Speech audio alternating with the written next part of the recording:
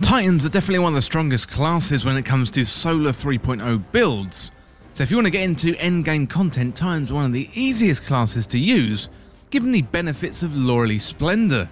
Well, today I'm going to check out how to get Loreley Splendor, plus put together a Titan Solar 3.0 build that makes you near impossible to kill, and I'll be running through the Solar 3.0 setup, the weapons, the armour, and also the mods too. Well, if you're new around here or find this useful, don't forget to hit the subscribe button down below for all the latest Destiny 2 content, and turn on notifications by hitting that bell. Well, the Loreley Splendor helm is one of the best in the game, if not the best, standout exotic armour for Titans in Destiny 2. And with it, you can create an incredible Solar 3.0 build, thanks to its intrinsic trait. That allows you to survive even the toughest of challenges. So with Loreley Splendor, you can take advantage of Cauterizing Flame, and that creates a sunspot at the player's location when they're critically wounded, with full class ability. Well, the sunspot has improved restoration effects and works in harmony with classy restoration and also Soul Invictus. Well, Loreley Splendor was already good and popular, but Solar 3.0 builds have just simply sent this one into the stratosphere. If you want to go in and complete solo challenges like dungeons, for example, for certain triumphs, then this is the season to do it, while we have classy restoration. You know, even in PvP activities, this is really going to help you out.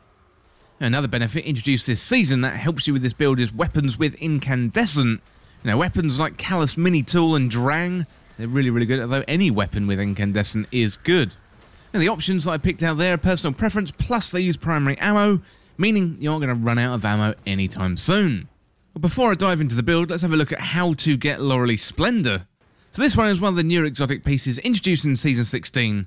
So previous to Beyond Light, these newer exotic armor pieces being introduced, exotic armor was acquired at random through exotic engrams or campaign story content. Well, now you've got a way to target farm exotic armor pieces through Legend and Master Lost Sectors. If you complete these activities solo, then there's a chance the exotic armor will drop for you at the end.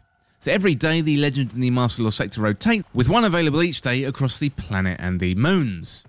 Well, as well as the location for Legend and Master Lost Sectors rotating, the rewards rotate too, with a different armor piece for head, arms, chest and legs available each day. If you want to check out the location and the rewards, you can do so in-game by completing the Lost Sectors on the regular difficulty and then check on the map. The Legend and the Master Lost Sectors are indicated as a blue shield icon. Another good way to check it out is on todayindestiny.com. This will quickly tell you what the location is and also what the reward is too. Well, to get Loreley Splendor, you want to look out for the exotic helm reward. Then if you complete the Legend or Master Lost Sector solo as a Titan, you're going to have a chance for that reward to drop for you. If you don't get it the first time, keep trying, and you'll get it after a few tries. Okay, so next up, let's have a look at this Loreley Splendor Solar 3.0 build. And first of all, we're going to have a look at the Solar 3.0 setup. So for the super, I'm using Hammer of Soul, class ability Towering Barricade, melee Throwing Hammers, and for my grenade, I'm using Fusion Grenades. For my aspects, I'm using Roaring Flames, so final blows with solar abilities or ignitions increase the damage of your solar abilities. That stacks up to 3 times. And while Roaring Flames is active, your uncharged melee attack deals solar damage and scorches targets. Well, then I'm using Soul Invictus, so solar ability final blows, Hammer of Soul impacts and defeating scorched targets create sunspots.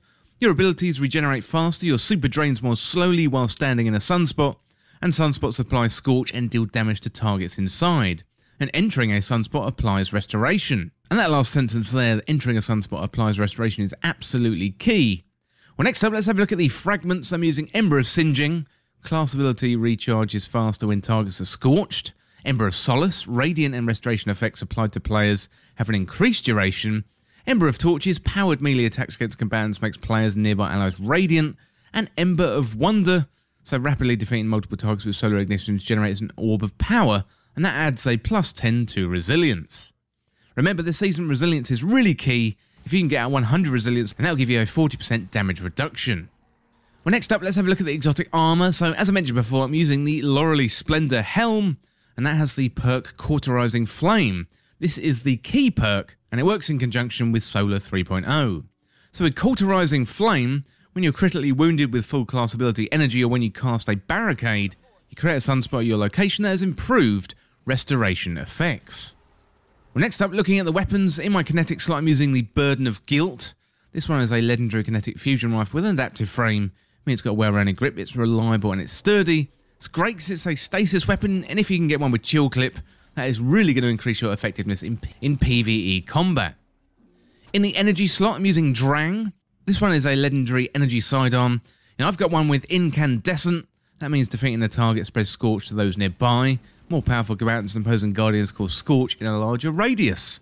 And this one's going to help you with a Solar 3.0, help spreading Scorch even further. It's going to go really, really well with the overall build. In the power slot, I'm using Galahorn. So this one is an exotic power rocket launcher that fires solar damage and comes with some pretty good perks. Wolfpack rounds, so rounds fired split into tracking cluster missiles upon detonation. So really, really good for boss DPS. Then Pack Hunter, gaining additional handling and reload speed when standing near allies. And firing this weapon also grants Wolfpack rounds to nearby allies wielding non-exotic rocket launchers. So you are going to be the MVP of your fire team. You can get Galahorn by owning the 30th anniversary pack and visiting Shorehand on the Cosmodrome. Finally then, let's have a look at the mods. So this season, resilience has come to the forefront. So having as high resilience as possible is really, really going to help you out in the build. If you're looking to go into endgame content like raids and dungeons, it's really, really going to be good for you. Ideally, you want to be up there near 100, as that is going to give you 40% damage resistance effect. And I'm also using some basic elemental well mods plus a charge with light mod to help me boost my damage output.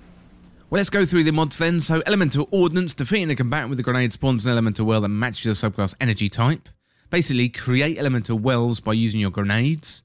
Using Font of Might, so picking up an elemental well that matches your subclass energy type grants a temporary bonus to weapon damage. That's going to stack later on with high energy fire. I'm using Classy Restoration, so activating your solar class ability grants you restoration. So this is really good for when you're in a tight spot. And then I'm using Elemental Charge, so become charged with light by picking up an elemental well. And if the elemental well element matches your subclass element, you gain 2 stacks of charge with light. Then with that charge with light, I'm using High Energy Fire, so you gain a bonus to weapon damage, and each defeated combatant consumes 1 stack of charge with light. So I'm creating elemental wells through grenades, I'm using Font of Might to boost our weapon damage, and then stacking that with High Energy Fire via Elemental Charge. Well, let me know in the comments what you think of the build, and let me know if you've got any improvements.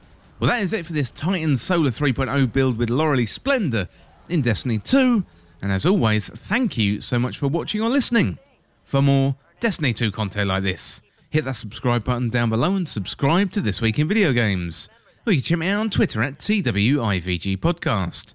If you enjoyed this video, found it useful, liking and sharing the video would really help me out. Otherwise, check out the other videos on the channel. Well, thanks again. I'll see you soon.